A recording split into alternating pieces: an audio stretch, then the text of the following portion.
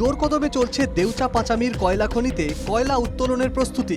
বিস্তৃত খনন ক্ষেত্র তৈরিতে বিরাট বর্গক্ষেত্র জুড়ে চলছে এলাকা খালি করার কাজ। তবে উন্নয়নের জন্য প্রকৃতির যাতে কোনো ক্ষতি না হয় সেই দিকেও খেয়াল রাখছে প্রশাসন।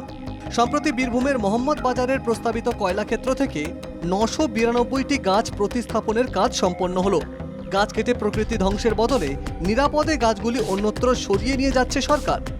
992টি গাছ প্রতিস্থাপন করা হয়েছে, যার মধ্যে 755টি রয়েছে মহুয়া গাছ, 142টি অর্জুন গাছ, পিয়াশাল গাছ 88টি, বেল গাছ 1টি, শিরীষ গাছ 2টি ও ক্যাশিয়াস গাছ 4টি। 14 ফেব্রুয়ারি গাছ প্রতিস্থাপনের কাজ শুরু হয়। প্রকল্প এলাকা থেকে 1 কিলোমিটার দূরে ফের সাজিয়ে তোলা হয়েছে জঙ্গল। 326 একরের মধ্যে 12 একর জমির মাটি সরানোর কাজও শুরু হয়েছে। আমাদের দেউচা পাচামির টোটাল প্রজেক্ট এরিয়া এবং অ্যাপ্রোচ রোড এই সমস্ত গাছগুলি আমাদের ট্রান্সপোর্টেশন কমপ্লিট হচ্ছে। টোটাল 994টা গাছ ট্রান্সপোর্টেশন হচ্ছে। আজকে ওই 7 থেকে 8টা গাছ ট্রান্সপোর্ট হয়েছে। আর যেটা ওই নিম গাছ, বিদেশি নিম গাছ এগুলো ট্রান্সপোর্ট হয়েছে।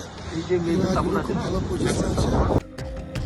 জেলা প্রশাসনের আধিকারিক ও বিশেষজ্ঞদের উপস্থিতিতে বৈজ্ঞানিক পদ্ধতি মেনেই গাছগুলির পুনর্বাসন দেওয়া হয়েছে। পুনর্বাসনের পরও যাতে গাছগুলি বেঁচে থাকে সেই দিকেও নজর দিয়েছিল প্রশাসন।